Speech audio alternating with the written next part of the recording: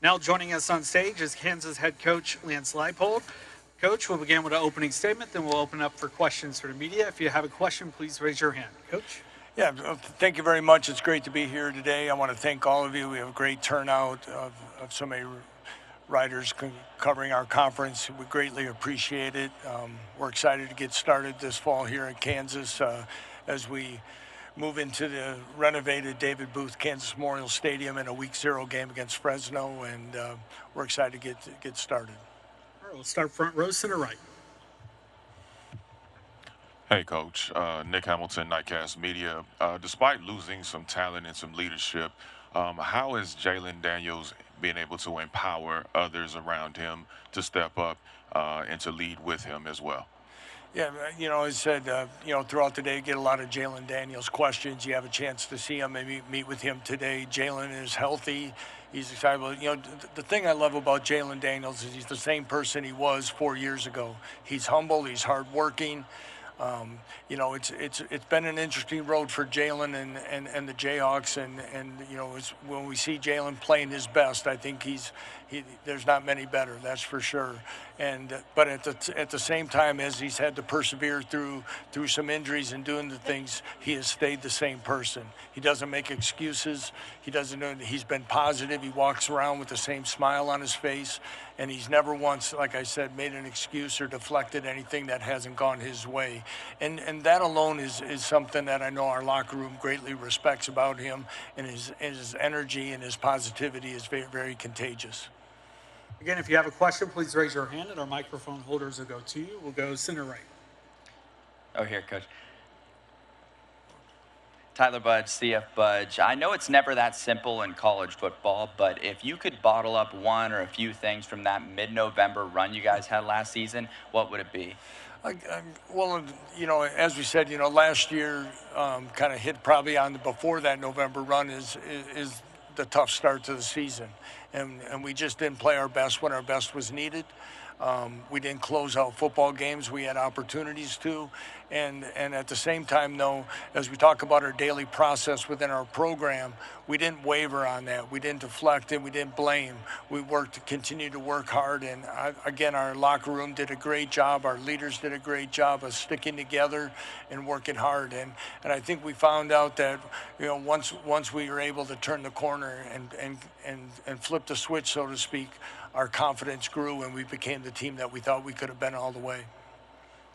We'll go to sixth row, center left.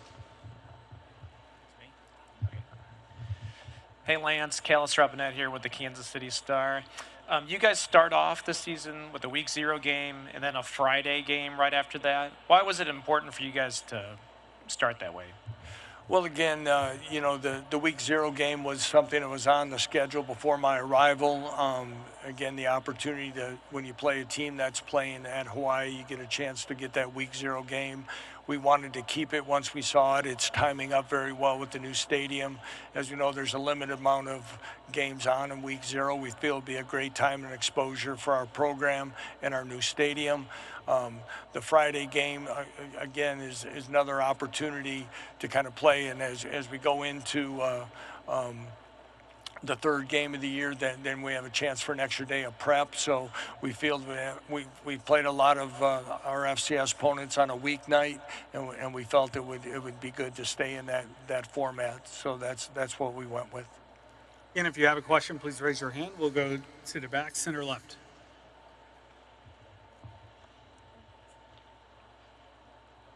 Coach Alyssa Cooper with the Fort Worth Star-Telegram. So how do you approach building out the long-term plans for your program amidst the changes in the Big 12? Well, again, as we continue to build our program is one that we want to continue building consistency. One of the things that has kind of come up, through a national media writer is that in the last 2 seasons of portal changes is that we've had the fewest scholarship players enter the portal at Kansas, and for us, roster retention has been a big factor for us, important ingredient since our arrival, because to be quite honest, there was a lot of attrition before we arrived, and be able to keep that, that's going to be part of it. In the new rev share model, we want to be competitive again in obtaining players. We still want to be able to develop players through high school ranks, as most of us do, and of course then supplement with players through the transfer portal.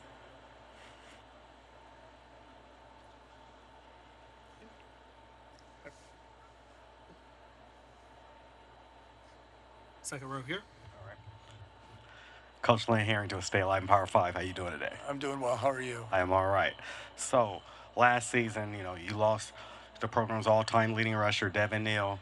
Can you say how the running back room is holding up, like with players like Daniel Highshaw, and if it's going to be one running back getting the bulk of the carries, or it's going to be a running back by committee approach? Well, first of all, Devin Neal was a special player for the University of Kansas, not just on the field but off. Being a Lawrence native, as we know, the impact of him staying in town to get his education and play his college football was special. And of course, the type of person he was, and as he moves on to the New Orleans Saints, we wish him nothing but the best. Daniel Highshaw right now is a player who's waited patiently, and honestly, much like Jalen has had a kind of bumpy road with injuries and things. But 2 years ago, before he was injured in the Iowa State game, he probably was playing as good a football as anyone we had offensively. He's got a great combination of speed and power. He's a physical back. He has good hands. He's good in pass protection. LaShawn Williams was a young man we picked up in the portal from the University of Iowa, led Iowa in recruiting 2 years ago.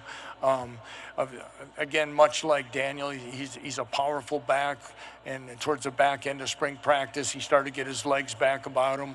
I really feel confident about those two guys, sharing the load and giving us a very good backfield along with Jalen.